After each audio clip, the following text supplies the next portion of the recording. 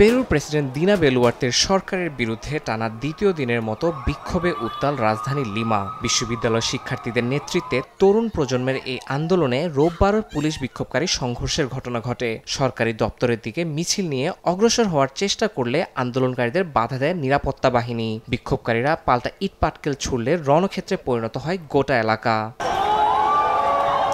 দুর্নীতির বিরুদ্ধে ব্যাপক বিক্ষোভ হয়েছে ফিলিপিন্সের রাজধানী ম্যানিলায়। এতে যোগ দেয় কয়েক হাজার মানুষ। রাজধানীর বিভিন্ন স্থানে শান্তিপূর্ণ সমাবেশ হলেও প্রেসিডেন্ট ভবনের দিকে অগ্রসর হওয়ার সময় পুলিশি বাধার মুখে পড়ে আন্দোলনকারীরা। বেঁধে যায় সংঘর্ষ। বিক্ষোভকারীরা পুলিশকে লক্ষ্য করে ইট পাটকেল নিক্ষেপ করে, পুড়িয়ে দেয় টায়ার। জবাবে আইনশৃঙ্খলা রক্ষা বাহিনীও টিয়ার গ্যাস ও জল কামান নিক্ষেপ করে।